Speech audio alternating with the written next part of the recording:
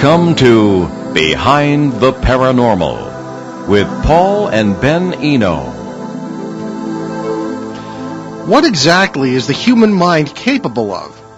Does life have some kind of interconnected network? What does mind over matter really mean? Hey there, and welcome to the 505th edition of Behind the Paranormal with Paul and Ben Eno. I'm Ben, and those mind-bending questions came from my co-host and partner in the paranormal, my dad. So this evening we bring you a guest who's calling in from France on a subject that could be at the heart of the paranormal and life. Tom Oliver is an international business leader, entrepreneur, philanthropist, and safe to say, I think, philosopher who has worked with luminaries such as the Dalai Lama and South African Archbishop Desmond Tutu, as well as CEOs of several Fortune 500 companies. Tom is founder and chairman of the Global Leadership Circle at the Manchester Business School in the UK, and founder and CEO of the World Peace Foundation, which Archbishop Tutu has called the most influential peace gathering in history, quote unquote. Tom is also a member of the Club of Budapest. His latest book, Nothing is Impossible, 7 Steps to Realize Your True Power and Maximize Your Results. His website is tom-oliver.com. So Tom Oliver, welcome to Behind the Paranormal. I'm very, very excited to be here with you today, and we're going to have so much fun as we remind ourselves that nothing is impossible. Wow, that's quite a note to start off on. So before we get into our prepared questions, Tom, not to be nosy, but what are you doing in France? Well, actually, I'm based out of France, Germany, and the U.S., New York. So I just happen to be down here right now, and I'm looking out at the ocean as we speak, even though it's dark already, but I can still hear the waves crashing. So it's been a beautiful day. All right, so can you give us some background on what your basic view of reality is?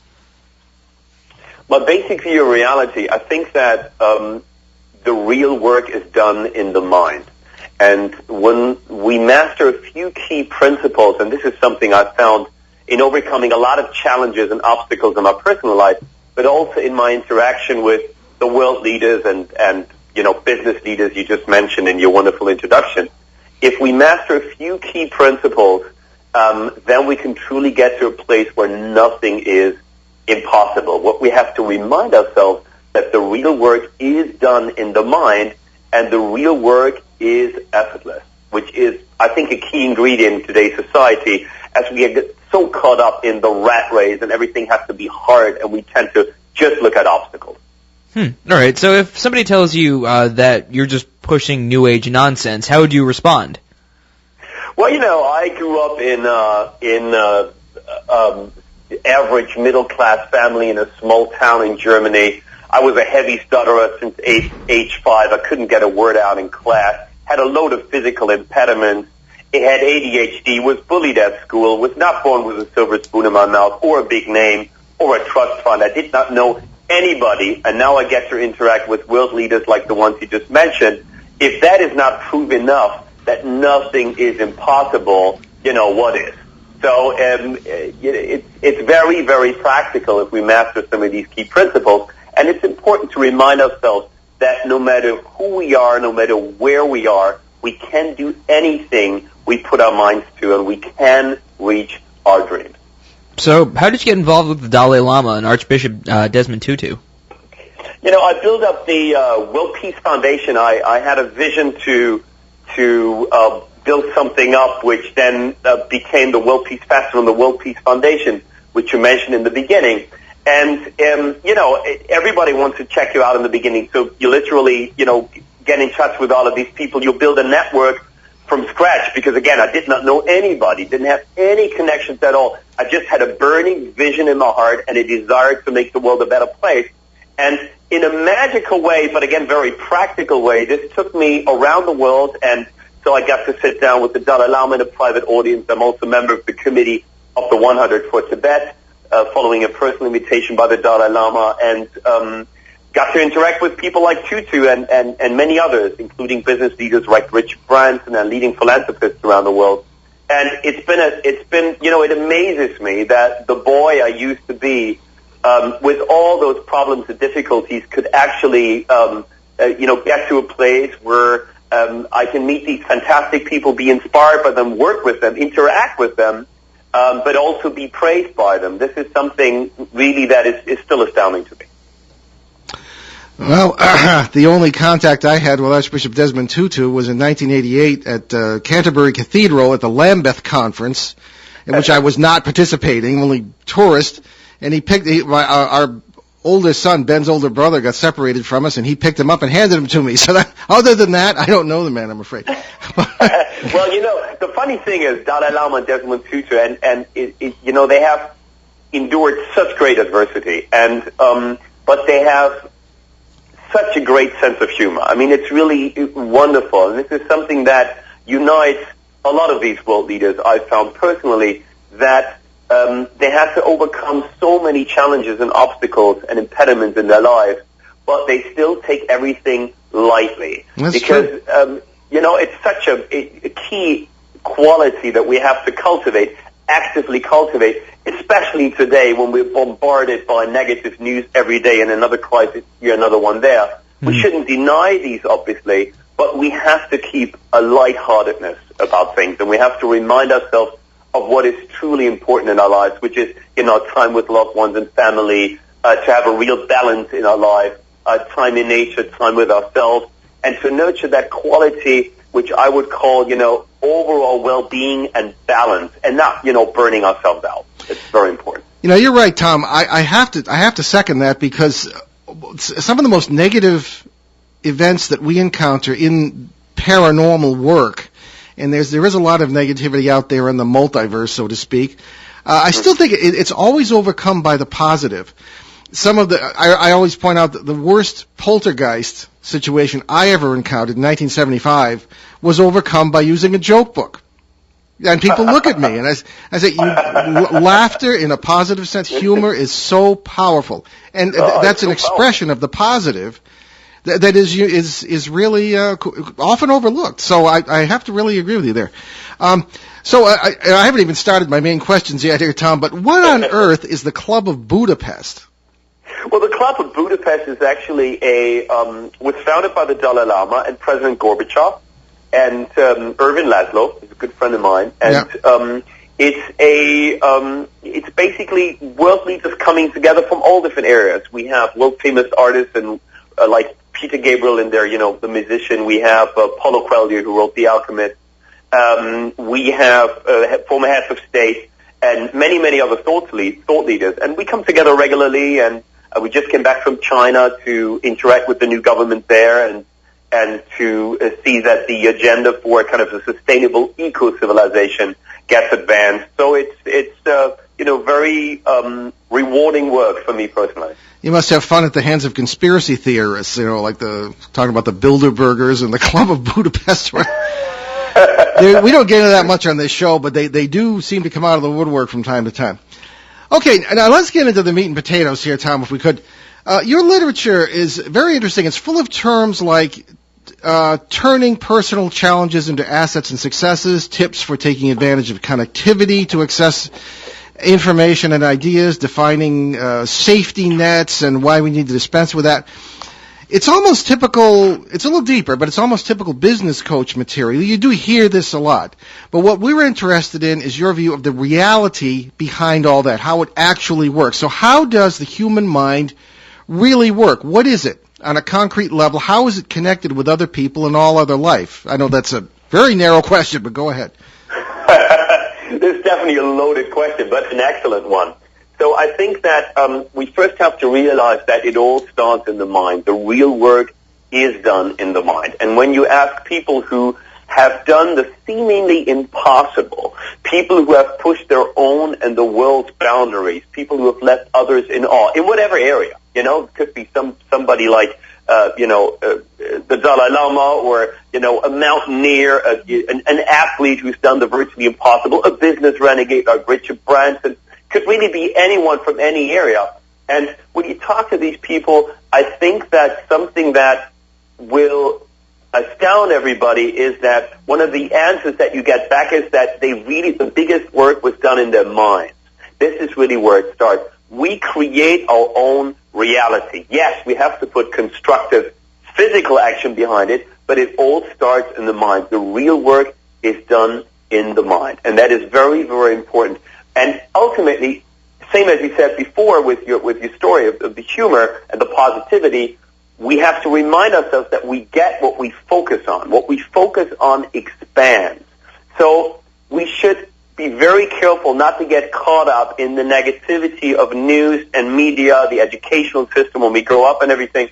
And this is a very loaded concept. It's tied to other concepts like weaknesses, for instance. We're taught to not make mistakes, to be almost ashamed of our mistakes and our weaknesses, to work on improving them and not working on our strengths and so on. So if I may, do I have time to elaborate just a little bit on the concept how all information is connected, or should we get to that later? Well, yes, we should get to that very soon, but let me approach this from another direction. I have not known too many shamans, but the ones I've known have been really giants, I think, in among their own cultures and communities. One I'm thinking of in Quebec, and another one I'm thinking of in Australia. And the ones I have known beyond them even have told me that what they do in their work as shamans, medicine men, as for those who don't know what a shaman is they use the multiverse, what physicists would call the multiverse, parallel worlds that actually exist, and in an open system, give and take with ours, and that we live in many. It's you know how that is. Anybody listening to this show hears it ad nauseum. But they will go into a world where something positive that they need or someone in their community needs, collapse the wave function, as a physicist might say, and make it real in our world. Is that the kind of thing you're talking about?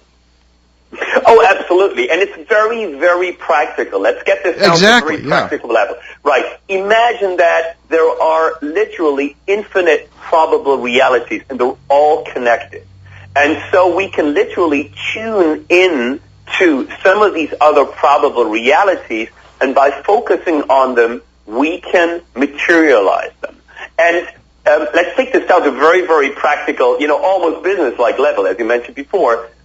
What happens when we actually tune into role models? You hear this again and again. People growing up, they focus on something. Even very mundane examples like Madonna focused on Michael Jackson all the time. Rihanna focused on Madonna, for instance, growing up and so on. What happens is that we assimilate the skill sets and belief systems of our role models and then adapt them to our personality. So what happens is we tune into their worldview, and this in turn allows us to access skill sets and belief systems and open doors to hidden talents we never thought we had. And this is very, very, very practical. So there is a theoretical concept. Everything is connected. There is an invisible web that connects every single person, every single information, past, present, and future. And there is a web of probable realities. And as you pointed out correctly before, we can tune into any probable reality and materialize it for ourselves in our own lives. Then wouldn't that conflict with the idea of individualism, or the idea of the self-created reality? No, this is actually what I'm trying to say. Is this is very, it's very subjective, because we tune into a probable reality we want to materialize for ourselves, and we pull from that that web of infinite probable realities. We pull the ones into our lives we focus on. And the stronger our desire, the stronger our intent, and the more emotion and passion we put behind it, the more we will actually draw that probable reality into our lives and make it real. Okay, now I'm with you, Tom. All right. Mm-hmm. But here's an important point, we think. The notion of the self, the notion of the self that we have in Western society is unusual in the history of human spirituality and thinking. All right, we focus on the self. Not only do we want to be ourselves now, we want to be ourselves after we die, and we want to be ourselves forever. I mean, effectively, that's what Western spirituality says. I have a problem with that. I'm thinking in terms of the great physicist and mystic, Goswami, Dr. Goswami, who says that there is no such thing as the self. It is an illusion. It is, in fact, a sense of self-reference, okay? And getting into spirituality, even Eastern Christian spirituality, Oriental spirit, of any kind, they really seem to realize that. And so did these shamans I mentioned, right? What say you on the notion of this? And now you mentioned the connectivity. That's the changer, I think, in what we're talking about. I think you may be bringing the self out of the self and into a connectivity with everything else really in the biosphere, not just other people. Is that what you're doing, or is this more inward looking? Well, coming back to what you said with the self, I think that what you refer to is something that most of our listeners have definitely experienced. This notion of clinging to the self as, I want to stay myself for as long as I possibly can. What the self really is we are eternal consciousness. No energy is ever lost. So we are eternal consciousness or awareness, or whatever, term you may use in whatever, society or culture, but they all mean the same thing. We are eternal. None of that energy is ever lost, and we are eternal consciousness or awareness. So of course, we're ever changing. None of us is the same we were, 5, 10, 15, 20 years ago. Not even our bodies are the same because the cells all change. Exactly. We constantly change, and here we bring the web of probable realities into this, we can decide what different versions of our probable selves we tune into by focusing on different probable realities, different talents, different unique gifts or strengths we want to bring to the fore, and so on and so on. And obviously, the decisions we take each and every day. And, you decide to become a doctor instead of a lawyer, or an artist instead of pursuing a career in business, and so on and so on. These are conscious choices we make. However, and let's get a bit deeper into the rabbit hole, there is another probable reality, an alternative probable reality, another probable you that actually chose the businessman instead of the doctor, okay, or the artist for that matter. And you can still tune in to that other self, and then these paths can cross. And this is the explanation for why some people at some point in their lives, even, past 40, 50, whatever, starting completely other careers, and then suddenly become extremely successful. And everybody wonders, why is that? Because they were tuning into that other probable reality, into that other probable self. And again, don't get me wrong, it's very practical, it's very, very personal, and it's very real. All right, yeah, I don't have any problem with that at all. I mean, that's very often the way we kind of look at it, I think, Ben, right? Yeah, just different terms, but still the same thing. Now, let's look at it from another perspective. How would you explain this to someone who is in poverty, is down and out, has no hope, or thinks they don't have any hope? And I guess it seems as though, in the end, it all comes down to the individual decision. Am I correct? Well, I guess we're raising the topic of challenges, right? Could we call them challenges maybe, or obstacles? Yeah, there are a lot of people facing a lot of challenges today. Exactly. And you are completely right. At some point, we all face tremendous challenges, not just in our everyday lives, but especially when we're going for what I would call our highest dreams, or a personal vision of what our ideal life could look like.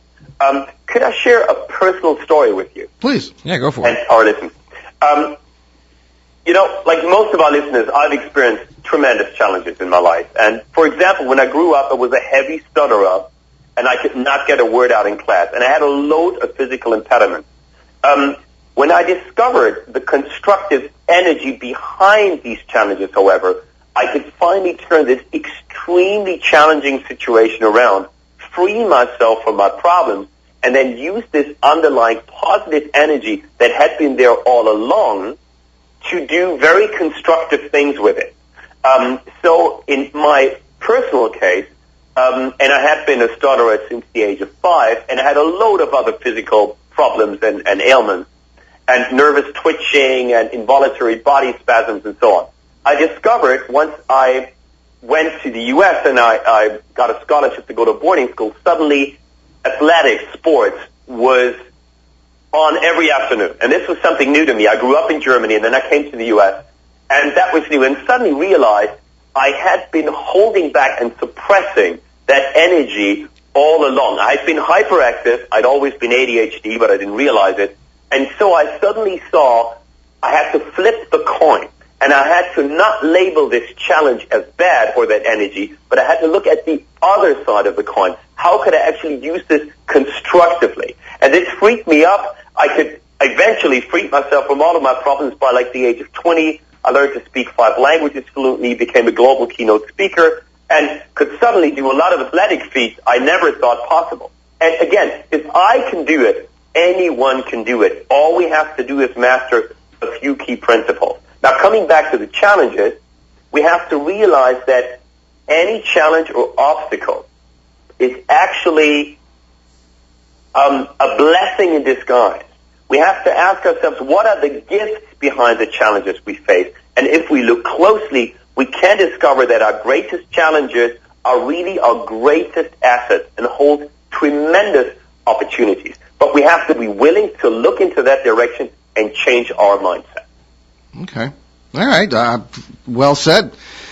All right. Now, moving into, again, the realm of connectivity, we see that too. We see what I call it in my last book, the unity, Ubuntu in a sense, in the African sense. You know, everything I do affects you, everything you do affects me. How do you get this message? How do you do connectivity? How do you reach out to individuals who are average? Okay, now everybody on the level in which people operate sometimes, who have been former leaders and heads of state and big cheeses of various sorts, will always talk about, and I'm sure with great sincerity, about the people. You know, the masses. The masses. I can't stand the socialist term, the masses, and I can't stand the capitalist term, consumers. You know. How do you reach out to the actual people with messages such as you are explaining tonight, other than, aside from this radio show and others that I'm sure you do?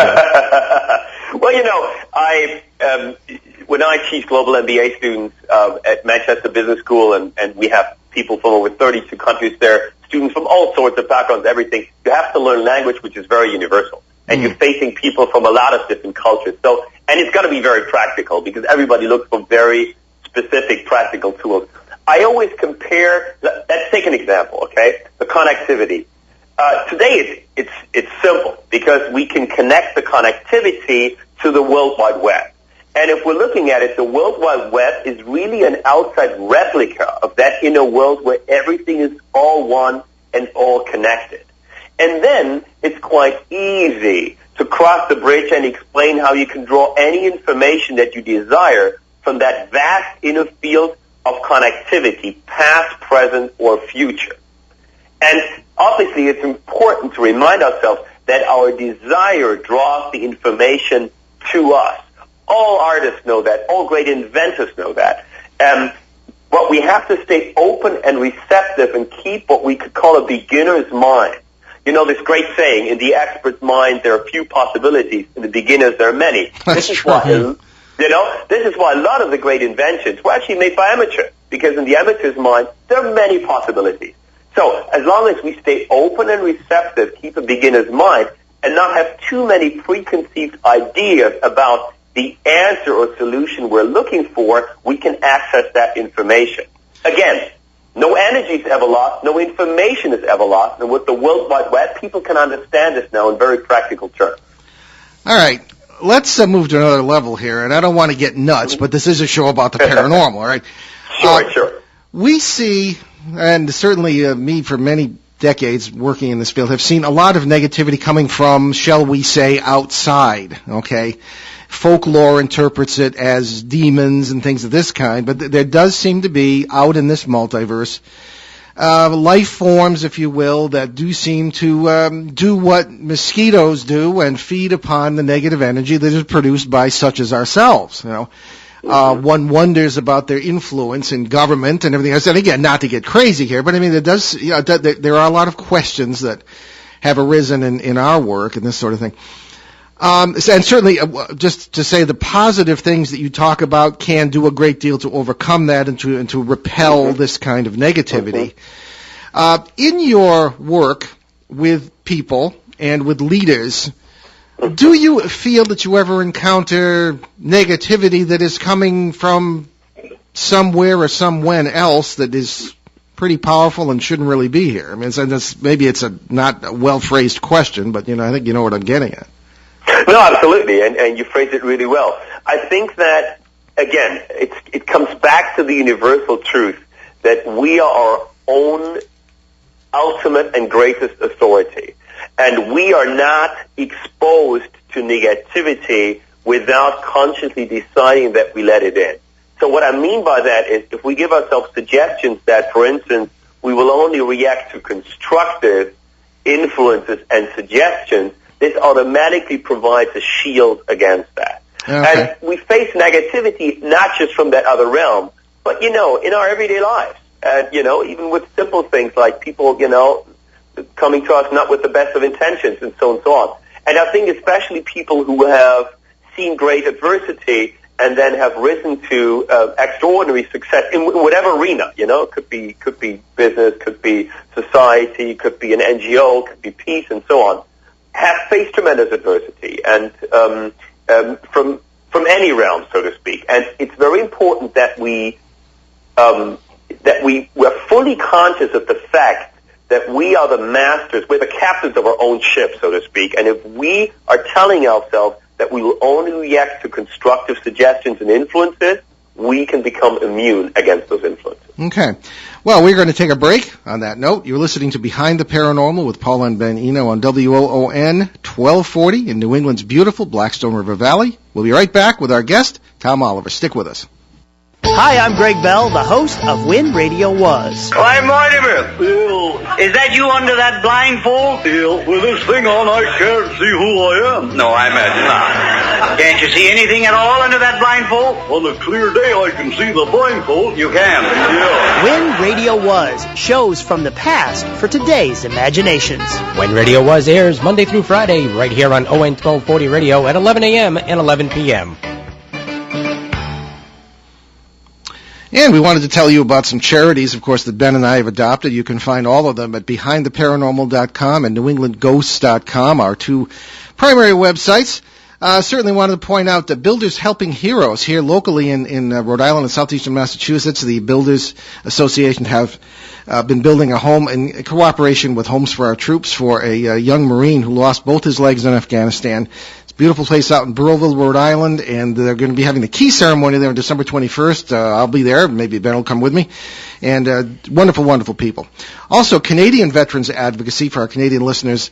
Mike Blaze up there in Ontario has done a tremendous job. Legislative and legal advocacy for Canada's veterans who, as you know, have stood by us since 9/11 with great solidarity. So check those out, CanadianVeteransAdvocacy.org, BuildersHelpingHeroes.org. Okay, let's get back to our show. And our guest, Tom Oliver, speaking to us from France this evening, a man who gets around. Tom, Ben, did you want to start with a question? Because I have... I'm working on it still. Go. Oh, okay. Go. Tom, let's expand what you've said, and it's very positive, which is, of course, the magic word here. Suppose we're in Indonesia during the tsunami, or just in the Philippines where this terrible disaster has occurred with the hurricane. And, how do you take what we've been saying is a very practical approach to being positive and to discovering and to making things good occur in our world? How do you take that and translate it to a situation as awful as that, these natural disasters? Right. It's not just, this is a great question, and it's not just about positivity per se. We all have an inner agenda. And this is something when, for instance, the New Year is coming up, and on the note of New Year resolutions, why do so many New Year resolutions fail? Because a lot of people set very superficial goals, and they do not take into account that we all have an inner agenda. And so the goals are not connected to the inner agenda, the resolution. So going back to the example you gave, which is an excellent one, by the way, the people choose to be in challenges for a reason. I know this goes against popular belief, and we'll make a few people, shout out and say, that's heresy. But we all choose our difficulties and challenges. But we have to look at it from a helicopter perspective. Often we cannot connect the dots looking forward. But in hindsight, everybody usually agrees that mastering any tragedy or major challenge has added something fundamentally positive to their lives. Usually these are turning points. People learn something in these challenges. But again, we all choose these challenges for a reason.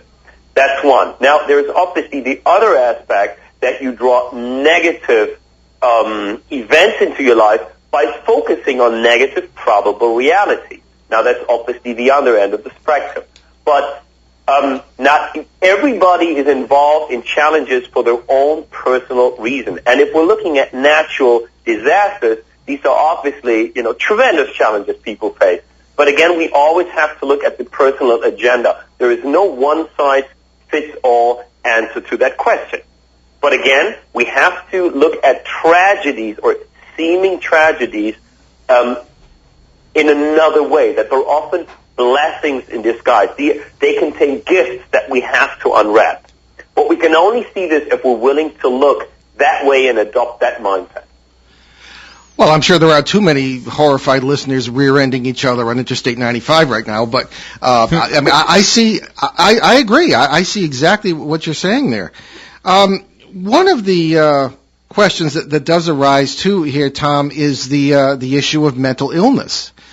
We run into that question all the time in dealing with people. If they're seeing ghosts or having conversations with aliens or something, the first question arises: is there some sort of psychiatric issue going on here? And sometimes the paranormal and the psychiatric can be intertwined, which is really a pain in the neck because you have to untangle it. How would you deal with mental illness on the individual level and even on the social level? I mean, one can argue that nations and cultures can be deranged to a certain degree, and how would you apply your philosophy to that? Well, excellent point. And you're obviously taking us very far down the rabbit hole, and I very much appreciate that. That's where we live. Yeah, I know. It's fantastic. So, first off, I'm strongly against medication. I don't believe in medication. And nor do I. Yeah, I mentioned ADHD before. I grew up being ADHD. Nobody knew at the time that I was or what it was and whatever. And so many kids are put on medication today just because they're a nuisance to, the teachers or the parents, whatever, instead of putting the energy to constructive use. What we have in that case of ADHD, come full circle in a second, what we have in that case is a lack of understanding for what's actually going on in that person. There's a lot of constructive energy that wants to be aligned and that wants to have a constructive outlet. Now, if we do not give it an outlet, it's going to be impeded. Now, once we're dealing with impeded energy, all sorts of problems arise. Like, I walked down the streets like a zombie on acid when I grew up, and I couldn't get a word out in class. Again, as I said, all these problems have vanished now because I could look at the constructive energy behind it. I was suppressing rather than expressing it. And that's a very valid point. When we talk about mental illness, there are sets of belief systems that have not been properly examined and that have not been aligned constructively. And we grow up with limiting beliefs and an array of erroneous beliefs in our Western society, in any society, but, especially in our Western society. And so no wonder sometimes whole nations seem deranged, as you said. I certainly agree. Yeah. And even if we look at the amount of money we're spending, and obviously this comes from a man who's done a lot for world peace, but still, the amount of money we're spending on military is insane if you compare it to the money we're spending on improving the educational system and so on. I mean, it's literally, we're not getting into that, but this is a sign again of of belief systems that have not been properly aligned or examined. And we have this individual case with, somebody, we would call mentally insane. The way we deal with it, we either lock them away or we put them on medication. The chemistry is not the problem. The belief systems are the problem. As we said in the beginning, the real work is done in the mind. But most of us do not do that work because that work is not correctly taught at schools, not taught by our parents, by society, by the news, and so on. So no wonder we grow up and we have all sorts of problems. All right, I can agree with that. So after saying all this for the last 40 minutes, how does one strike a balance between this sort of control of one's reality with your work and daily life or whatever? Because we're talking about great cosmic questions. How does one fit that into the small little cubicle that is our daily lives? Well, again, as we said before, all this is very, very practical. It's not theoretical. It's very practical. Mm-hmm. This is really how the work is done. This is how we create our own reality in our cubicle every morning when you get up. And we do have a choice. Do I get up? Do I start to, very simple example. Do I get up? Do I start to complain? I had this great conversation with the Dalai Lama when I met him in a private audience. And he said, the way he goes about when something tragic happens, and he said, he's certainly seen a lot of adversity, being in exile for over 50 years, Tibetans being persecuted around the world and so on, especially by China.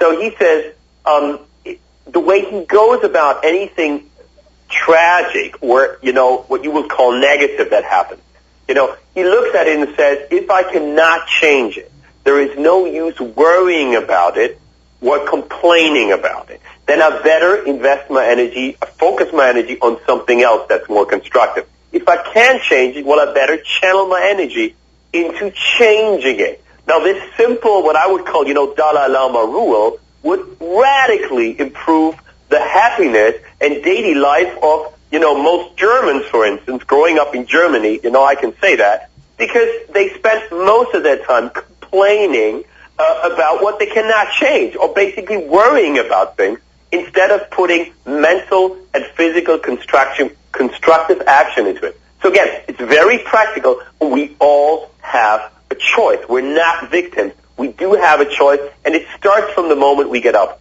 Agreed. In the morning. Yeah, I really agree with that. Well, you were talking about role models before, Tom, and I often sit around with Ben's mom, and I don't usually watch television. I don't have time, but I sometimes watch the news. And having been a newsman myself in journalism for 35 years, I kind of can't help it, negative as it may be. And I sort of, the head goes into the hands, and I start groaning about civilization, and There's only not much you could do about it, so... Well, not from our conversation with Tom. And apparently there is quite a bit to do. You can do about it if people get positive, Oh, true, yeah. So in any case, the negative role models, because we were talking about role models, I say, it's just... And I'm mainly just groaning about civilization here, I guess, but I'm just horrified by the negativity of the role models, particularly among athletes and even... I used to stand outside the White House as a kid of 10, visiting my brother who was a professor in Washington, and I was so awed by everything. And now, kids stand outside and, gee, who's going to be arrested next or who's not going to be arrested? It's really negative. How do we deal with that on this scale? We're overwhelmed with negativity, Well, I actually do know quite a few people who wanted to put out positive news stations, Yeah. And news, you mentioned the news before. That's a big problem because the news is convinced that people want to hear negative news. Yeah, and the old saying when I was at newspapers was good news doesn't make good news. Right, which is obviously insane already. Yeah, and I didn't agree with it, but like they're going to listen to me.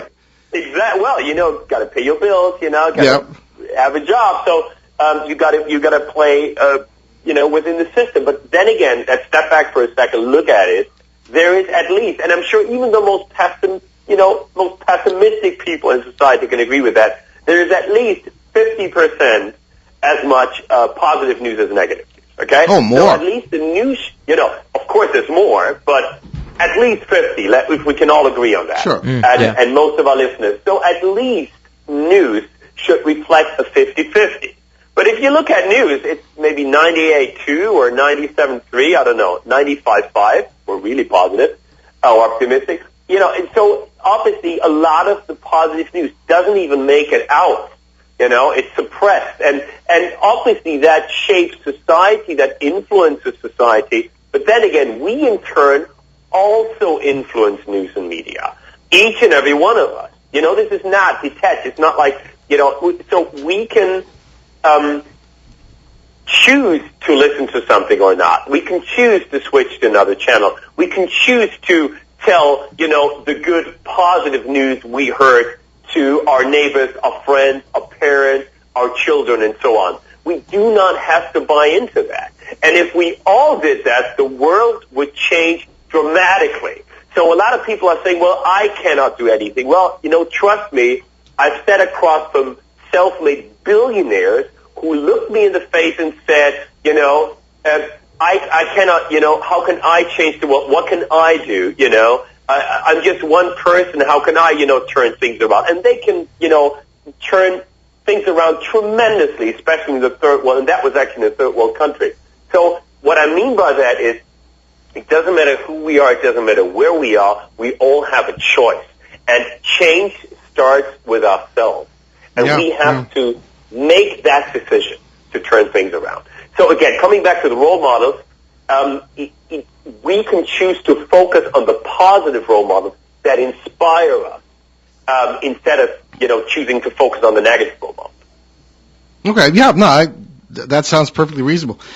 Let's look in a different corner of the rabbit hole, Tom, okay? Mm-hmm. All right, we were talking about the self and what it is and how it works in this business. There is the principle of the paradox that I happen to agree with, and it would say something like, in order to find yourself, forget yourself.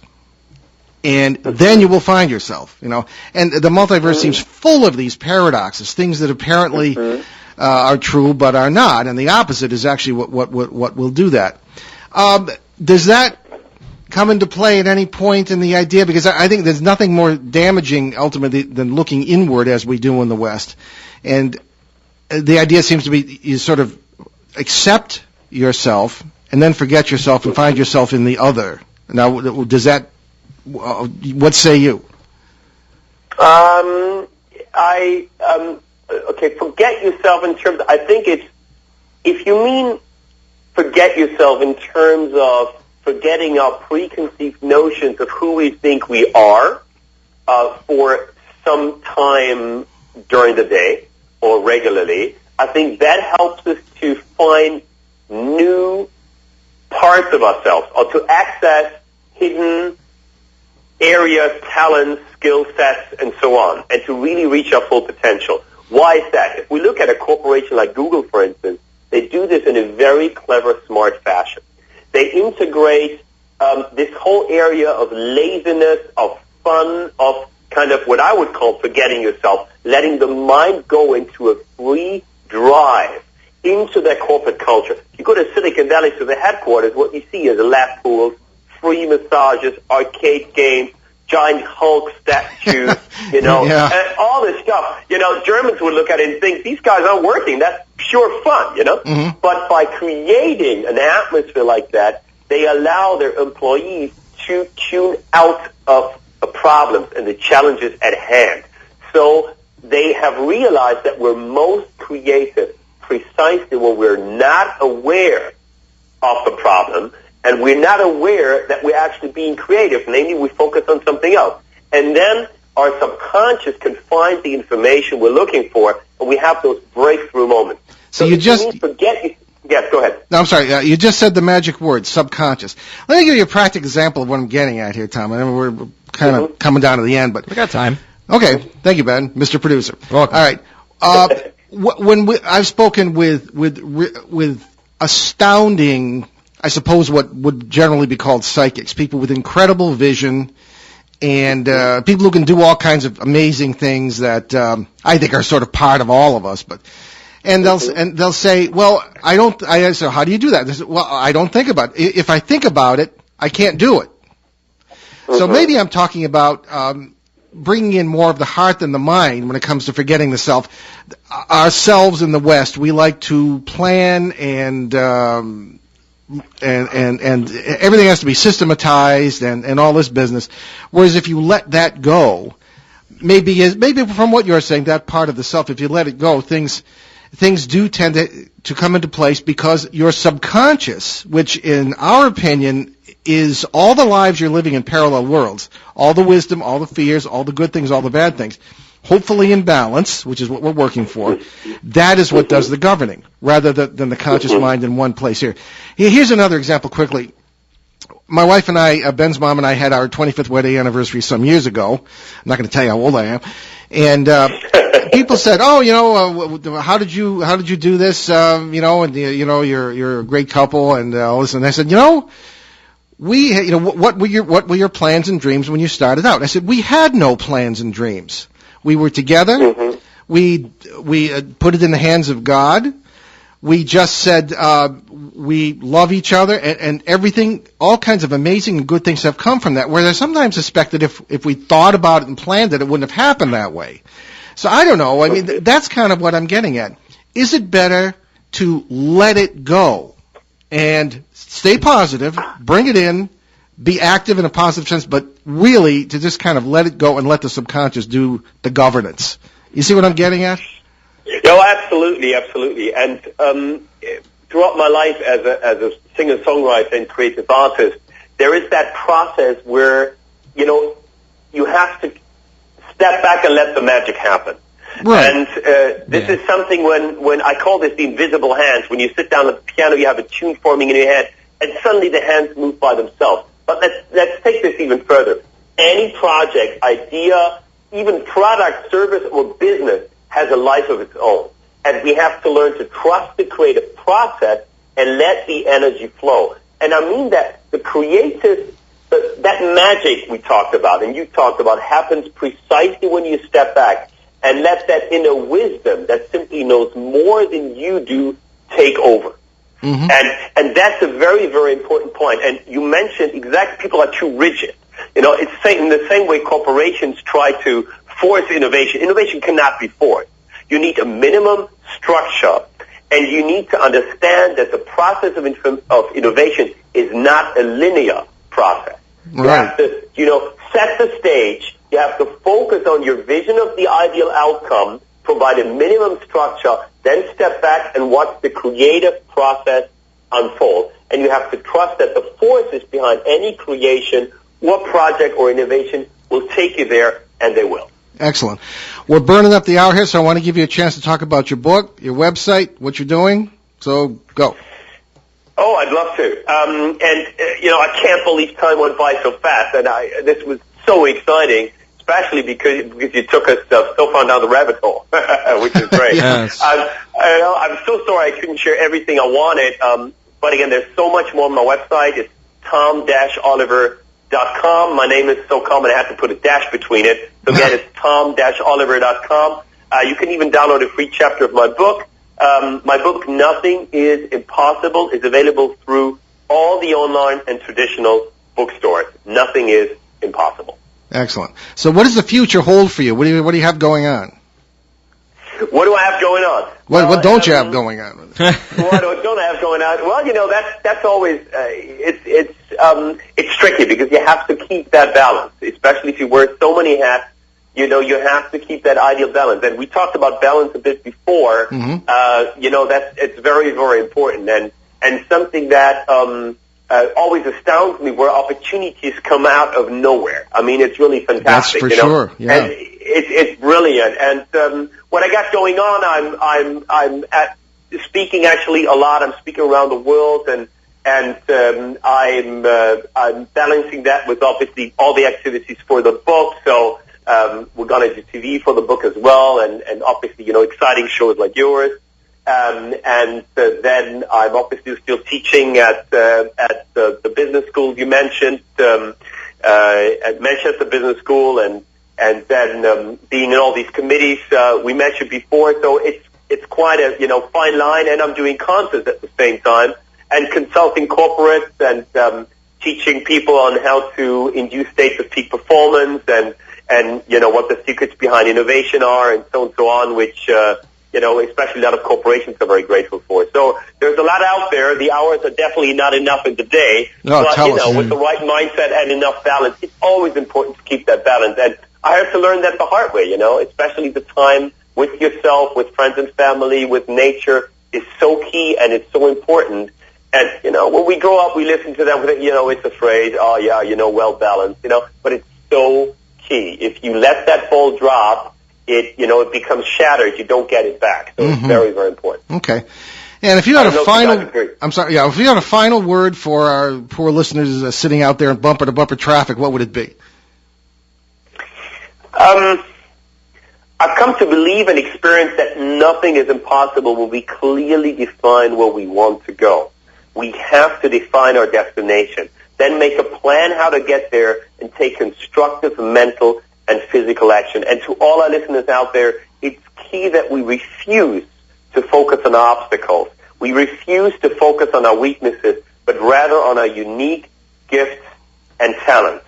Once we do that, I believe we get to a point where truly nothing is impossible. No matter who we are, no matter where we are, we can accomplish anything we put our mind to. And I'll take the liberty of echoing that to the Boston Bruins hockey team, who are playing right here on ON right after our show. So good luck to them tonight. Who are they playing tonight? I don't remember. It shows how much of a sports fan I am, but we're always I can't pay attention to media for class. Right, okay. But anyway, well, Tom, great conversation. Thank you so much. And it's been a lot of fun. Yeah, it's been a lot of fun. We'll definitely have you back. Very, very exciting.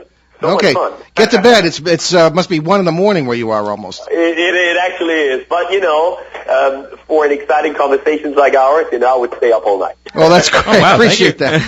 Thank you very much. Take care, Tom. Thank you. Very good. Bye. All right, Tom Oliver, everybody. Okay, so let's do our announcements. All right, so you can visit our show website at BehindTheParanormal.com, where you can find over 500 free podcasts of all our past shows. You can also check out our site at www.newenglandghosts.com, where there are case studies and photos along with articles by my dad. And I'm thinking of 1 or 2 more articles to add. I know that what are you thinking of? On last night's show came up. I finally managed to surprise my son. But came up with the term the flashing nexus. Yes. In our conversation on our CBS edition with Rex Sexton, who was an amazing artist, novelist, and poet, who had one of the more unusual near-death experiences that I That was really interesting. Extremely interesting, yeah. Quiet fellow, but very interesting discussion. That podcast is up, by the way, at BehindTheParanormal.com. Anyway, I was thinking of writing an article about that because you'd never heard the term before. Nope. Anyway, you can find my books on Barnes & Noble Nook e-reader and Amazon Kindle. And if you buy them directly at BehindTheParanormal.com, I will autograph them for you. Big thrill there. And you will help us keep all those podcasts free. Also on our sites, you'll find direct links to several charities that Ben and I have adopted and that we mentioned, including USA Cares, Builders Helping Heroes, and Canadian Veterans Advocacy. Our CBS radio edition of the show on Sunday, December 1st in Boston, Pittsburgh, Detroit, Windsor, and Seattle, Vancouver. We will bring you an open line show to answer your questions on all areas of the paranormal. And we encourage you to write. We've got questions we're still dealing with from 2010. But eventually we will get to yours. Sooner or later, before we retire, I hope to get to them. And some of them are so interesting and so relevant that I do move them up. I suppose that's not really fair.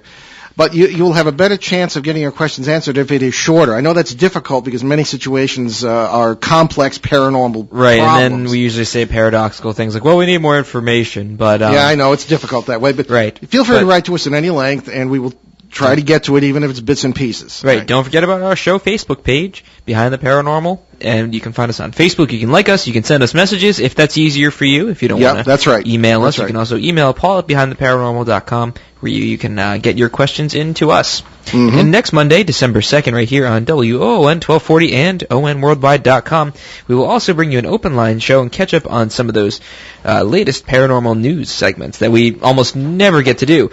So get your questions to us at Paul at BehindTheParanormal.com or via our show Facebook page. And so wait. Well, the issue of the Facebook page, we had a form on our website. We're working on that. It's not working right now, but so just to send the email, there's a link there on the sites, or you can certainly write to us by snail mail at the WOON 1240 AM, 985 Park Avenue, Woonsocket, Rhode Island, 02895. You can do that as well. So there are lots of ways to communicate with us. I personally think Facebook's much easier. Yes, it is. You don't have to put it in the public section. Just send a message, and we will get it and act upon it as best we can. Indeed. So this evening we will leave you with a quote from my dad. Any people who take their blessings for granted will lose them. And I'm sorry, were you going to add to that? No, I was going to say very, very happy Thanksgiving to everyone in the United States, where that's being celebrated on Thursday. I'm Ben Eno. And I'm Paul Eno. Thanks for joining us on our great cosmic journey. And again, a wonderful Thanksgiving. See you next time. Return to this radio frequency 167 hours from now for another edition of Behind the Paranormal with Paul and Ben Eno.